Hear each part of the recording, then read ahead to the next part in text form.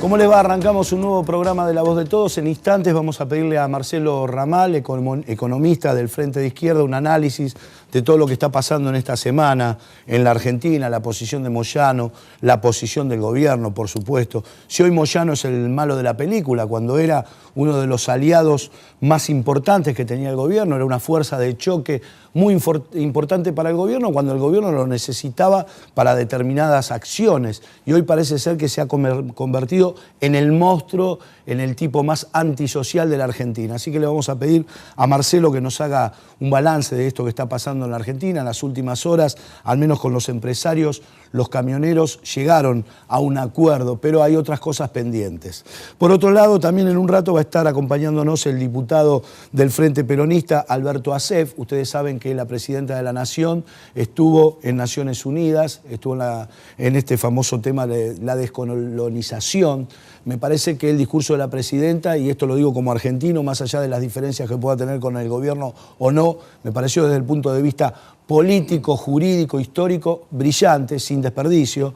Y después lo que pasó con Cameron hace algunas horas atrás en México, donde demuestran, la verdad, una falta de respeto a lo institucional o a la jerarquía entre presidentes o primeros magistrados de un país. Lo que sí es importante para la Argentina, que muchos no lo dicen, es que con esta actitud de hacer un referéndum en Malvinas, lo que están haciendo los ingleses es favoreciendo a la Argentina, porque están reconociendo algo de hecho, que es preguntarles a ver qué son. O sea, están demostrando que realmente son ingleses, punto y aparte, que no tienen autodeterminación, sino no llamarían a un referéndum. Pero bueno, son las cosas que pasan en la Argentina, son las cosas que pasan en el mundo y que obviamente reflejan en nuestro país, por supuesto.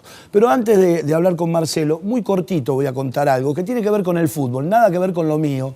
Y esta información yo se la envié a muchos periodistas deportivos y me parece que los muchachos no se animaron a tocar el tema o no lo quisieron investigar. Así que como estoy cansado de los que hablan, les voy a contar algo muy cortito. Esto pasó el pasado domingo, un par de horas antes de que jugaran Independiente y San Lorenzo de Almagro.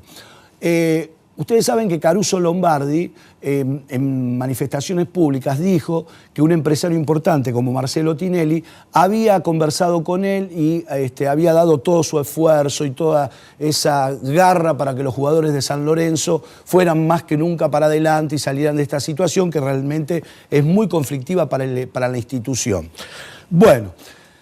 Cuentan algunos por ahí que todo lo que está pasando en San Lorenzo ahora es consecuencia del error que cometió Caruso Lombardi. ¿Por qué? Aparentemente el señor Marcelo Hugo Tinelli habría ofertado una suma de dinero de 400.000 USS para incentivar más al plantel, lo cual me parece bien que lo haga un empresario, me parece bien.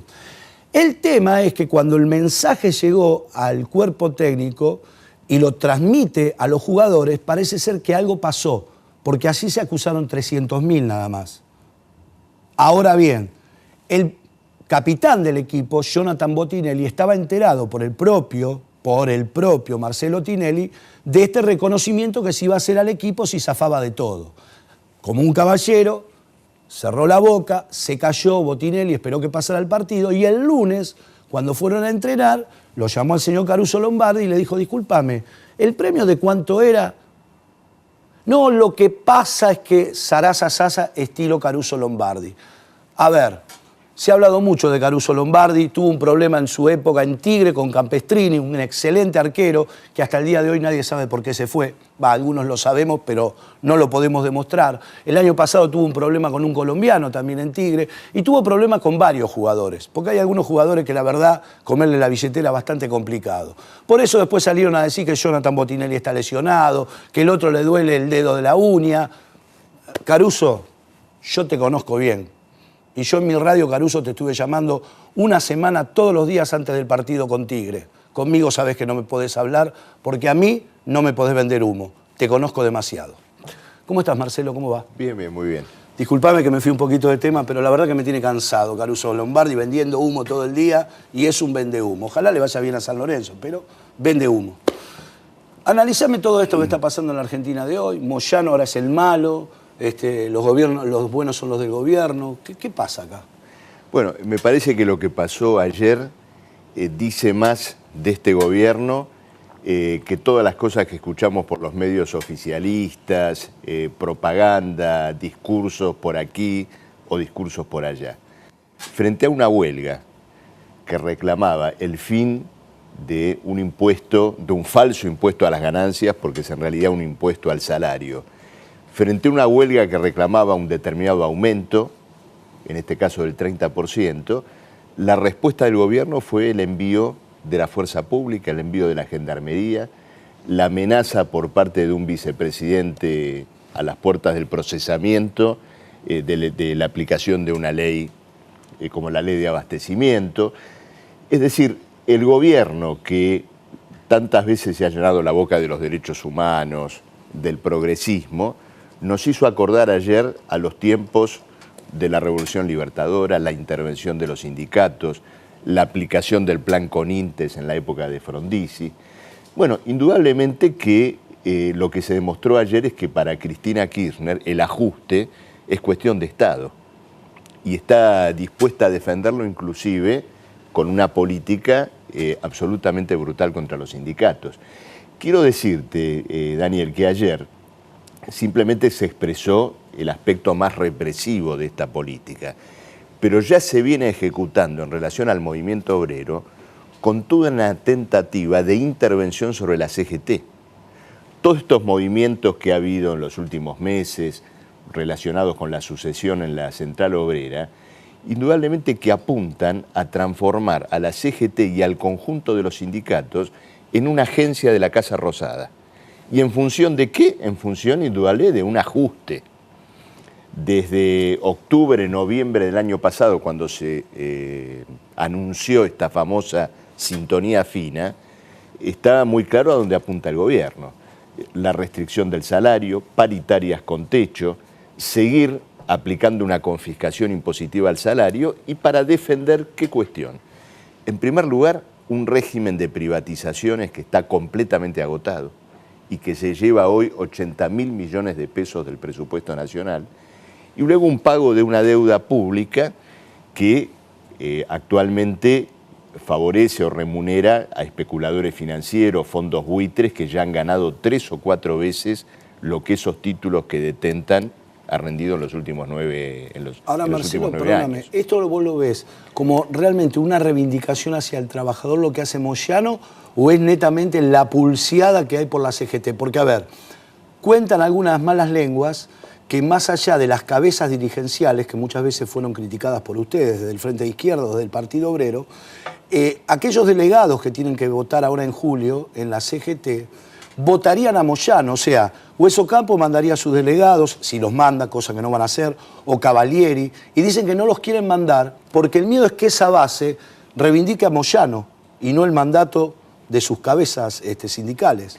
Bueno, indudablemente que hay pues más allá de las diferencias que podés tener con Moyano, dicen que es el único que ha defendido al obrero. Indudablemente hay un río revuelto muy grande, pero quiero decirte algo sobre la política de Moyano.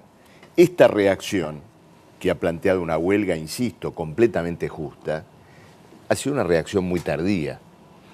El problema del impuesto a las ganancias sobre el salario, el problema de paritarias que venían completamente comprimidas, se viene planteando ya por lo menos de hace una cantidad de meses en relación a esta negociación paritaria que tenía que transcurrir en la primera mitad del año. Moyano dejó pasar la aprobación de convenios a la baja durante prácticamente medio año. Los docentes, los estatales firmando por 19-20% con una inflación del 30%. Luego otros gremios industriales que firman en el 23-24%, porcentajes que indudablemente están muy claramente por debajo de la inflación. La apuesta de Moyano es que a la hora de negociar su propio convenio iba a lograr algo superior, seguramente pensando en que, como ha ocurrido en años anteriores, los recursos del Estado cubrían la diferencia al darle a las cámaras empresariales del transporte la diferencia correspondiente a los aportes patronales. En este año esto no ocurrió, la paritaria camionera la ha estallado en las manos al propio Moyano y se ha encontrado, creo que él mismo se ha encontrado con este conflicto. Es decir, indudablemente que desde el Partido Obrero, desde el Frente de Izquierda, nuestras diferencias con Moyano no las vamos a descubrir. No las vamos a descubrir ahora. Lo cierto es que hoy ha estallado este conflicto y una gran crisis política que tiene como eje reivindicaciones obreras fundamentales, y nuestro lugar en este conflicto, en esta crisis, es completamente inequívoco. Estamos del lado de los camioneros, estamos del lado de los trabajadores que están parando y repudiamos toda esta amenaza represiva, este montaje que se ha hecho en las últimas horas con la Gendarmería. Yo me pregunto una cosa, Daniel, en los últimos años se han ido del país 80.000 millones de dólares. Hay movimientos con títulos de la deuda pública donde grandes empresas compran títulos de deuda, es decir, que una emisión del Estado luego es vendida en el exterior para poder cobrar los dólares y hacer la diferencia, ¿no es cierto?, que permite este movimiento que apunta a la fuga de capitales. Todos esos movimientos transcurren ante los ojos de todo el gabinete presidencial. Pero cuando un sindicato obrero salió a plantear el reclamo de que se termine el impuesto al salario y haya un determinado aumento de salarios, se reunió un gabinete de emergencia que la presidenta nunca reunió y pusieron a la Gendarmería en la calle. Yo creo que después de esto, el que siga pensando que está ante un gobierno progresista, un gobierno defensor de causas populares, tendrá que revisar y examinar muy claramente dónde está parado. La última, Marcelo. Con esto que me querés decir, el Frente de Izquierda acompañaría a Moyano y a todos los trabajadores en una eventual movilización a Plaza de Mayo. Si se hace esa movilización, con toda seguridad vamos a participar. ¿Y le ves salida al conflicto vos al final del camino o ves que esto se va a ir incrementando? Bueno, la salida es que se termine con un impuesto que sea transformado verdaderamente en una retención móvil al salario. ¿Te acordás cuando querían aplicar las retenciones móviles al campo? Decían, bueno, el que cultiva soja gana hasta acá. Por encima de esto se lo lleva el Estado con el impuesto. A ellos no le pudieron aplicar la retención móvil. Entonces, ese impuesto que los grandes capitalistas agrarios lograron gambetear, el gobierno se lo está aplicando a los trabajadores. El que gane por encima de determinado salario o logra un aumento por encima de determinado salario, se lo lleva todo el Estado a través de un impuesto. ¿Para qué? Para sostener a Edenor, Edesur, Sirigliano, Rogio.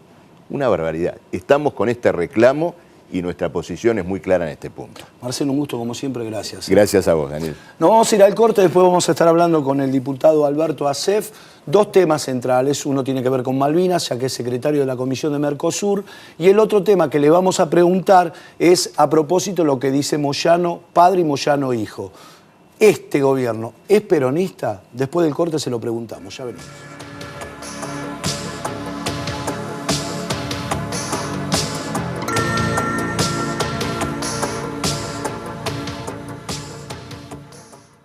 San Isidro también es cuidado desde abajo. Trabajamos año a año en la construcción de una red de prevención de inundaciones, con desagües en todas las localidades y defensas costeras en el río Reconquista y el río de la Plata. Los dos últimos grandes desagües construidos son conductos que se extienden por 17 kilómetros, atravesando todo el partido y cubriendo una zona con 150.000 vecinos de San Isidro. Estas obras no están a la vista, pero son esenciales para que las inundaciones sean solo un recuerdo. La trata de personas es explotación laboral, corrupción de menores, privación de la libertad y también prostitución. Si ves o sabes algo, llama al 911.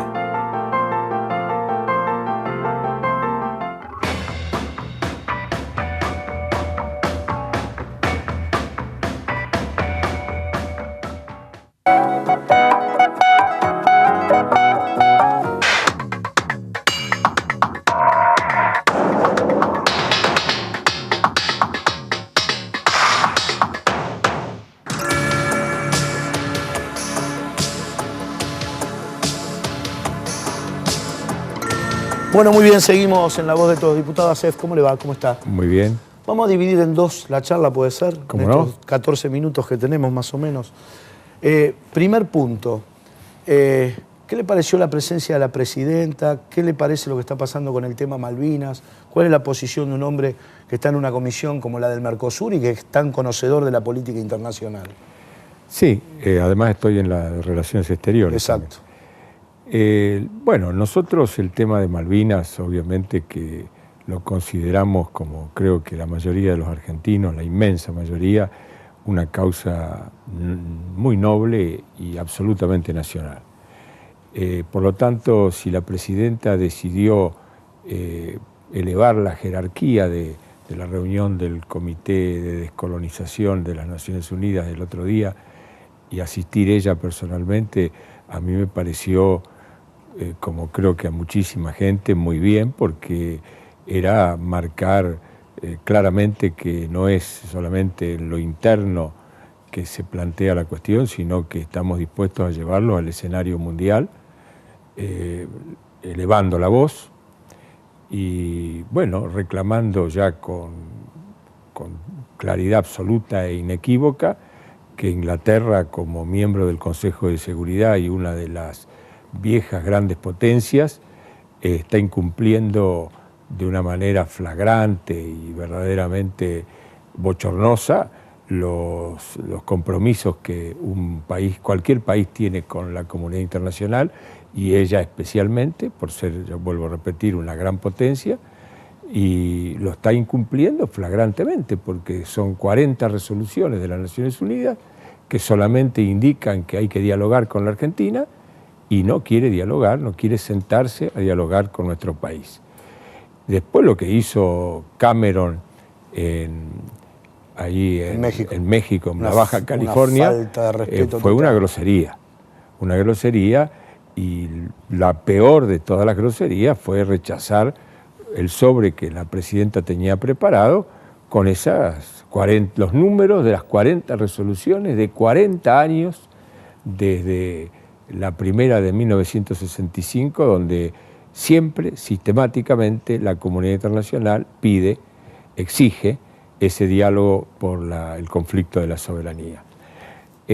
¿Cómo lo llevamos al tema de la soberanía de las Malvinas, del reclamo? Y lo llevamos más o menos, porque la verdad es que una cosa es el discurso estentorio, es la amenaza que ojalá se vaya plasmando en la realidad de hostigar a los inversores extranjeros, las grandes corporaciones petrolíferas sobre todo, que se complican con los ocupantes ingleses, los usurpadores, y exploran y quieren explotar el Atlántico Sur, que es patrimonio nuestro, es un expolio el que están haciendo, o el que pretenden hacer, y bueno, hostigar a esas corporaciones es muy importante. Pero en la medida de que la Argentina no ocupe el mar, que yo la llamo la pampa mojada, la pampa marítima, una gran extensión enorme de 3 millones de kilómetros cuadrados que debemos verdaderamente ocupar en todo su sentido, en el lecho, donde están depositados muchos minerales ahí en el mismo lecho, en el sublecho donde están los hidrocarburos y en las aguas donde está la riqueza hitícola. Bueno, en la medida de que nosotros asistamos impávidos a que ocupen esa pampa marítima y nosotros no tenemos ni un submarino para controlar, custodiar el mar y no reaccionamos, no hacemos estudios oceánicos como correspondería, porque un país que tiene esa riqueza tendría que tener unos miles de profesionales en los recursos oceánicos, porque es el conocimiento personificado de quienes van a ser los artífices de la conquista y aprovechamiento de esos recursos. Es decir, me parece que nosotros estamos más en la grandilocuencia del discurso que en la realidad tangible de los hechos que debemos producir. Yo quiero que me aclare algo, porque por ahí algún mal pensado del otro lado, cuando usted habla de algún submarino, va a decir quiere militarizar la zona el diputado. En realidad lo que está planteando es que tengamos presencia, una presencia permanente en el lugar. Pero no tengo ninguna duda de que es eso, y es custodiar. Yo se lo dije en la Cámara al recinto entero, en pleno. Quiero saber qué pasa con el submarino nuclear argentino, que la ministra Garré, cuando era ministra de Defensa hace 2 años, dijo que seguía construyéndose. que es la mejor respuesta que le podemos dar al submarino nuclear inglés. El inglés viene en son militar y nosotros lo tenemos que tener en son de custodia y de marcar presencia y de decirle a nosotros, del mar argentino no nos vamos a ir, todo lo contrario. ¿Cómo está viendo la posición del resto de América Latina fundamentalmente? La posición que ha tomado Chile, obviamente que Brasil es el aliado creo que principal y creo que a lo que más miedo le tiene el Reino Unido es al tándem Argentina-Chile, ¿no? Perdón, Argentina-Brasil. Pero ¿cómo ve la posición de Chile hoy? Bueno, yo veo, por empezar, que comparto y subrayo lo que acabas de decir, en el sentido de que el acuerdo argentino-brasileño en defensa del Atlántico Sur, que creo que es ese el meollo de la cuestión, es clave, es básico, es esencial, eso hay que profundizarlo hasta las últimas consecuencias, porque será de la mano del Brasil y de toda América del Sur como vamos a recuperar la soberanía de las Malvinas. Soberanía que es argentina, pero que se la vamos a ofrendar a toda América del Sur en seguridad, en recursos, en un patrimonio esplendoroso y sobre todo en sacar del medio a quien nos puede complicar la vida a toda América del Sur, metiéndose como un enclave muy odioso en nuestros territorios y en nuestros mares. Y con respecto a Chile lo veo mejor, bastante mejor, alentadoramente mejor, y ojalá que siga mejorando, y ojalá que podamos decir en el futuro inmediato que con Chile tenemos un entendimiento definitivo, que se han enterrado para siempre las rencillas y las rivalidades y que marchamos juntos. Por eso con Chile también tenemos que ir juntos al Pacífico, que es otro tema pendiente que yo vengo batallando mucho y que podemos hablarlo otro día. ¿Cómo no? Lo voy a convocar exclusivamente para hablar por el tema del Pacífico. Pero las dos preguntas finales. Una, obviamente, tengo que volver sobre el tema Malvinas. El otro día se habló, y lo dijo la presidenta, de algo que estaba muy archivado, que algunos lo conocían, que algunos lo rumoreaban, que algunos lo tocaban un poco de oído, que fue el casi acuerdo que se firma con el general Perón, donde los propios ingleses cedían un montón de cosas que hoy desconocen. ¿Qué hubiese pasado si Perón hubiese vivido 8 meses más, por ejemplo? ¿Hoy estaríamos hablando de otra historia? Seguramente que sí.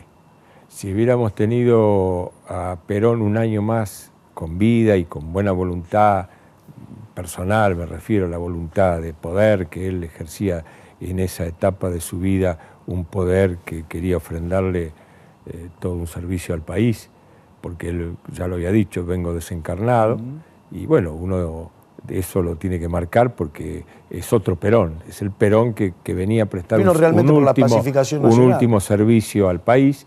Uno de los servicios que hubiera prestado es que hubiéramos logrado el acuerdo de soberanía compartida transicional, es decir, por un periodo de transición, y la bandera argentina estaba en las Malvinas, y a lo mejor ya estaríamos cerca de los 50 años para la recuperación definitiva de la soberanía. Desgraciadamente Perón se murió justo en esos días que estaba por suscribirse ese memorándum de acuerdo. ¿Y Isabelita no se animó a hacerlo? No, los ingleses se retrajeron porque además coincidió con que se estaba investigando la misión Shackleton, que estaba haciendo una exploración y descubrió el petróleo. Entonces, entre la muerte de Perón, el debilitamiento del poder argentino y el descubrimiento de vestigios de petróleo, levantamos el caballo. Claro. La última, diputado, en 30, 40 segundos. Yo recién comentaba algo del tema Moyano, el tema CGT, el tema gobierno. Hoy Moyano dice que se dio cuenta que este gobierno no es peronista. ¿Es peronista este gobierno o no es peronista? ¿Usted alguna autoridad moral tiene para hablar de peronismo? Sería para otro programa de largo, ¿no? Pero vamos a ser sintéticos. Yo creo que tiene algunos rasgos de peronismo y tiene otros que nada que ver con el peronismo. Incluso los personajes que tienen más gravitación hoy en las decisiones del poder son todos de origen ajeno al peronismo y a todo lo que tenga ese sentido nacional y popular tradicional. Son más bien cuadros que en la universidad estuvieron en las líneas de extrema izquierda Y no estoy haciendo una cuestión de etiquetamiento ni de crítica a posiciones de izquierda o de derecha o de centro, que eso no es el tema. Pero no tienen una raíz peronista.